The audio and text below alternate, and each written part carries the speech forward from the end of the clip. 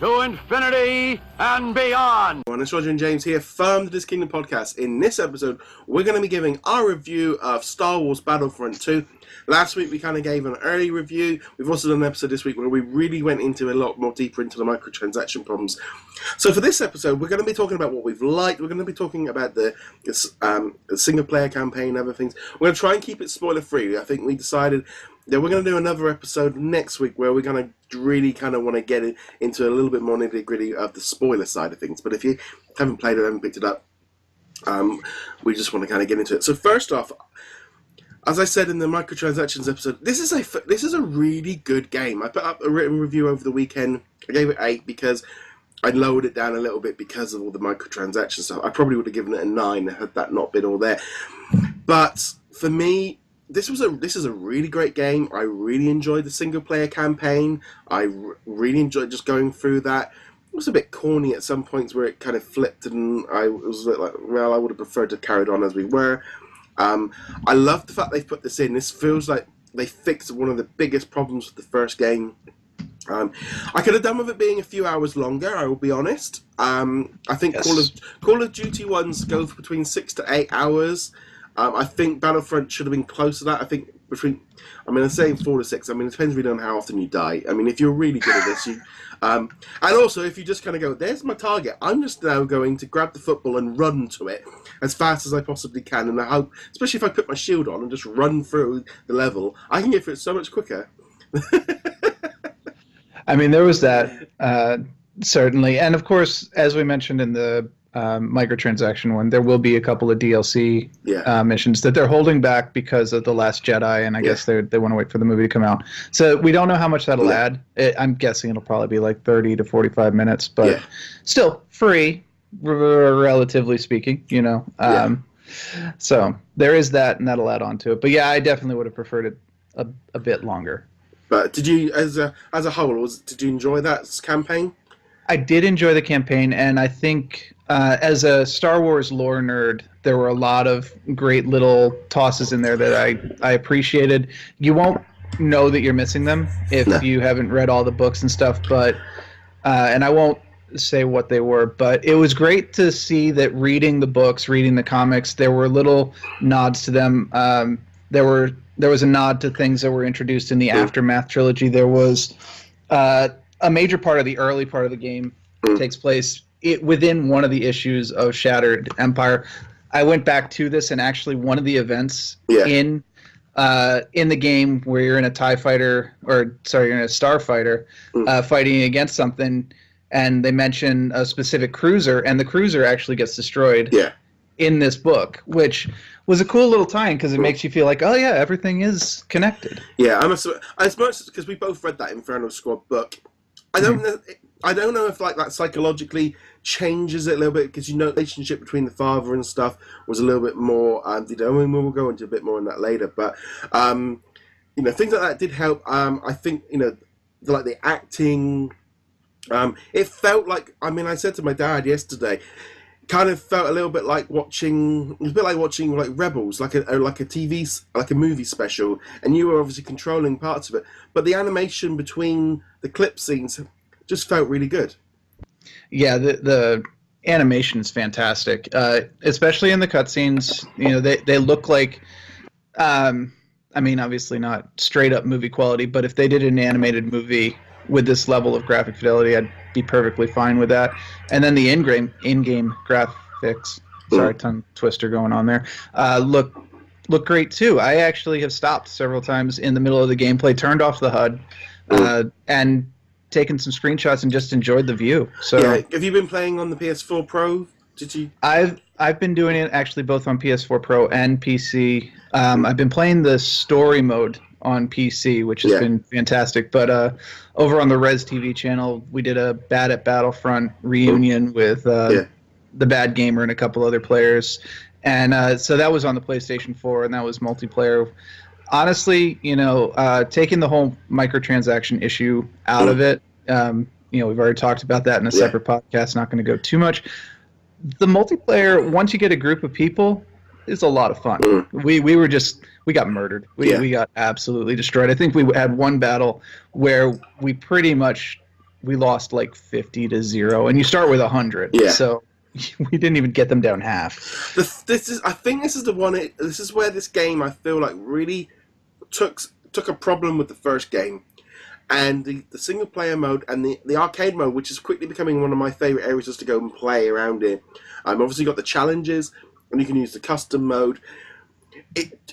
As a casual player, the trouble is with the big main matches is, while they're a lot of fun, that thing about being shot and killed in one shot, it just makes it so unplayable as a newbie. It's, you just constantly reboot. I mean, if you've died like 10, 15 times in one match, especially if you're single-handedly destroying your team because you're losing so many matches. And it is fun in some respects, but I end up just running around hiding continuously because I now go in sniper mode because I know if I go anywhere near the front line, I'm dead. I just know that I've not got the skills to be... And the arcade mode really lets me feel like I can just have fun. Yeah, and it's one of those things. There's basically two different modes for ground assault, which is the Galactic Warfare, which allows you to play with heroes, and then there's the straight-up team deathmatch, and I can't remember right now exactly what that one's called. And I actually have found I prefer the team deathmatch because you tend to actually be grouped up more with people, and it's a straight-up firefight, whereas the one with objectives and the heroes, you end up being, all right, I've been killed, I have to get back to the objective. It takes about a minute and a half to get back to the objective. I might take a couple of shots, maybe I'll use one of my special abilities, and then I'm dead again. Yeah. So there's a lot of running to the objective, dying, running to the objective, dying, running to the objective, dying, and it's not all that engaging. And then, of course, there's Starfighter Assault, which is a completely different gameplay type. Yeah, and I always feel like in that game, I think it feels like I last a lot longer in it. I do have a lot more fun, and the controls are a lot tighter. It's a lot more fun than it was in the first game. I know they brought in a special team to work on the space flight, and it really does feel so much better than it did in the last version. Well, I mean, for one, you've got the classes, and two, there's a lot more fighters that you can use. Because in the originals, you had your fast fighter and your heavy fighter, and that was it. There was nothing else, except for the heroes, of course. Now you've got the fighter, the bomber, the interceptor, the heroes, and then you can customize them, and they all feel like distinct aircraft or StarCraft. And then you have actual missions. You still have the bots that you can fight against. So if you're not that good against human players, you can go off and fight bots instead, which is kind of nice.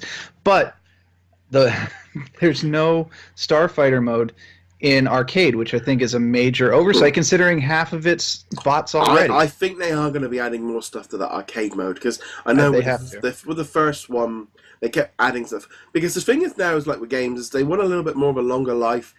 Because I feel like Star Wars Battlefront could be the game for the next year or two, so they're going to continually add new content to try and keep us playing, and also primarily just keep buying the game. I mean, you see quite often things like Overwatch and Grand Theft Auto are in the charts continuously, years after release, because people are still playing them. And I hope this one is, because... And I know there was some devs and stuff talking about how they were really annoyed at how the microtransaction problems overshadowed and people were reviewing it like 6s and 7s, and for me, if I took that social media bubble away, where I didn't know this problem existed, I probably wouldn't have even been aware of it, because I would have just avoided the microtransactions completely. Unlocking characters, I probably, for the first 15-20 hours, wouldn't have really noticed as much, because I think you're just playing, and because the arcade mode and the heroes versus villains mode, you can play as heroes. That's for me is where I can jump straight in and play, because in a galactic mode, I've got no chance of playing as Darth Vader. Actually, I have found that it's not too hard to find that the heroes are open. It's the matter of getting enough points to activate one. For me, the issue isn't actually even the microtransactions. The microtransactions are a symptom rather than the main thing. They're just the one that everyone latched onto because money is a big deal.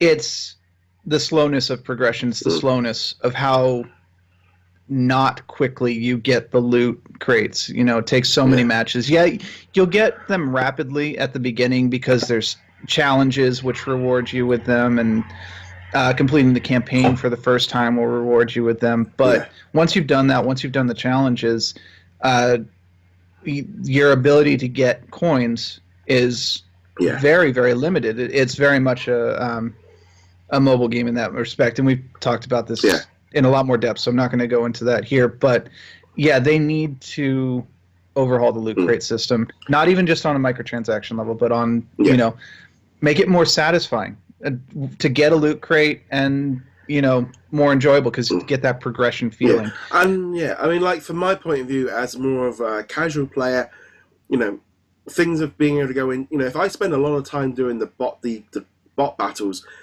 like if I'm getting 100, 200 credits per match, like I would, I get 200 credits running around in Galactic Heroes being shot and killed 5,000 times. So I might as well get them in arcade mode and have a lot more fun. And there's this thing. Oh well, you shouldn't. You need to. It's like we're rewarding better players. Like no, you should just. It's time. It's that. Don't just go. Well, you're not the world's greatest shooter, so you don't really deserve it. It's a little bit like no. If you're in there and enjoy it, you're just unlocking characters and doing stuff. You shouldn't be given a big penalising because you're not very good at it. This is another part of the controversy, of course, is that the arcade mode has a limit on the number of coins that you can get. I think that got turned off, I think. I hadn't seen anything about it being turned off. I hope it has. I really hope it has. Last I saw, though, was that not only was it still active, but it was actually pretty aggressive in that, if you triggered the delay once, the next time you triggered the delay, it would actually go for longer. So there was a person on Reddit who was reporting that their delay was actually up to something like 36 hours before they could do another match that would reward them with credits. And if that is true, then they absolutely need to turn off. I understand why they did that. Their explanation for that was, we don't want people abusing the arcade system to farm credits rapidly. And that's a valid excuse regardless of what your monetization scheme looks like. But again, they took it several steps too far, and this implementation is terrible. But then you get to a certain point of where we're going, well, it's like, oh, you're abusing it. It's a video game. I'm not playing in the Olympics. I'm playing as Darth Vader, and I want to. It's that thing of like, they're over this whole thing with like esports and making everything fair. Like you're not making everything fair because, if I spend some money, I would get around that problem. That's not actually making it fair. It's you're farming bots stuff. We all built farm machines in Disney Infinity. It's what we did to. Sometimes you just do. The only reason you're doing that is because of this Super Mario. He only had 3 levels of upgrade. Mushroom or a fire. That was his. That was it. That was it. We don't. It's a bit overcomplicated. So I feel like the whole thing of the crafting. It's like I don't need crafting. I'm not building Lego here. I don't need all that stuff. It's just fluff to boost it out and to make money. Well, it's completely irrelevant when I'm running around on feed shooting at robots going Roger Roger. I don't need to worry about all of that stuff. That's the thing. When you get into the game, you forget it all. Yeah, and I would honestly like it if they just included a mode that had no star cards in it at all. Just let us play the straight-up vanilla experience. I know, but I was going to say... Go ahead. The thing with star cards, like I can't even remember. I don't even know how I'm activating them. It's like, is that the double press? Oh, no. The star cards are the things that upgrade your abilities and stuff. I mean, you've got the 3 abilities. You got the right trigger, left trigger, and then the double trigger, and you can change them with star cards. But you have them automatically. It's not you're not going out there with just a gun. No, I remember changing around because I just remembered with the first game you had specific things on your star card that you would just. That's right. Yeah. And there's that kind of thing. It's like I really don't. This whole thing about bringing cards and trading cards into video games and stuff. They do it all the time, and I'm a bit like I'm not 10 anymore. I don't buy cards. I've grown out of this. I'm not. I didn't like it when I was a kid, and I bought all my Batman cards, and I was one short of the packet. It's just an odd choice. You just need to believe in the heart of the cards, man. Yeah, it's just I just don't get it, and I feel like it's like we said before. So much of it has overshadowed what is such a great game. I'm really enjoying playing it. I'm probably going to go back through that campaign mode where I feel, and replay some of the missions because to unlock some things, and also just because some of the levels are fun. They are fun. Especially I really enjoyed the space battles where there was a clear objective. I wasn't dying continuously. It's like that dogfight where you're taking out somebody, and it felt like you're in a dogfight. Whereas if you're in the online mode, I would have been shot dead 50,000 times. And this is why they need a Starfighter mode in the arcade, I think, because that would be a lot of fun. And you're right, they're probably going to add to it. I really hope that they get a Starfighter mode, or, barring that, give us a Rogue Squadron game. Give us an X-Wing game. I would absolutely, using this engine, just split off the Starfighter stuff into its own complete game. I would absolutely buy that. No questions asked. Because they almost do feel so different, don't they? They do. They're very different games, but they work really well. And of course, this is a Star Wars game where half the movie is in space and half the movie is on ground. Well, more like 9/10 of the movie is on ground and 1/10 of it's in space. But still, space battles are part of Star Wars, and I personally grew up playing the X-Wing, the original X-Wing game, and then Rogue Squadron and all that stuff. So, and EA, DICE, whoever, X-Wing, bring it. Yeah, I think Disney might be looking for some other people. But for me, just to kind of sort of finish this off, really, it's like that kind of thing. It is a very good game. It's very enjoyable. The fighting is good. The campaign is good. It's a very solid game. It's a lot of fun. I'm really enjoying playing it. I've sunk so many hours into this game already. Really enjoyed it, and sometimes I want to kind of get that out there. That it's like It's so easy for us to get negative on the bad side of things. There is such a good side to it. There is a Jedi side to it that is a lot of fun. It's just buried under legitimate bad press. And unfortunately, I've seen people going, "Oh, I'm not going to get this game," because you're missing out on a really good game because the press of it all is overshadowing. When you're playing through that campaign mode, nothing of this other stuff is important. Yeah, and I think, if you're in it for the single player, the campaign mode by itself probably not worth the $60 or £80 price of admission. If you can rent it for a weekend, that's a good way of doing it.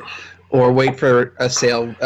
We've got Black Friday, Cyber Monday, all that coming right around the corner. Literally right around the corner. Now I keep forgetting what week it is. And after Christmas, it'll be on sale. If you've got EA access, it'll eventually go into the vault. If you think you can do the arcade mode for long periods of time, just go in there and murder battle droids or stormtroopers or whatever, then it becomes a $60 item that I would heartily recommend to anybody on the single player side. Multiplayer is fun. Multiplayer, especially if you can get a group of friends together, is a lot of fun. It's a great experience.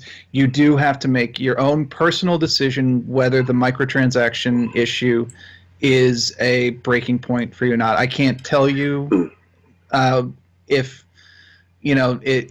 you should or you should buy it or if you should boycott it over the microtransactions, but educate yourself, make sure you know what's going on, and then decide after that. Yeah, and my always thing to that is, and I've seen this before, play the game, enjoy the game, have fun with it, and if you don't like the transactions, don't buy them. Simple as that. It's your choice. I'm not buying them. I will not buy them all. Ironically, if they put Finn out as a £10 or as Finn in a Phasma pack, I would have probably bought it. But the way they've done it, I won't do that. But it's up to you, and we'd love to know your thoughts on the game. Comment below, get in touch with us on the different social medias and on our Facebook group as well. As per usual, you can subscribe, like, and follow on whichever platform you're watching or listening this on. Check us out over at DisKingdom.com. Find us on all the social medias. James, where can they find you? Find me heroiclegacy.com, and make sure to. And I think we've just lost him. Let's see the forces with us. Anyway, guys, thank you very much for watching. See you guys soon. Laters.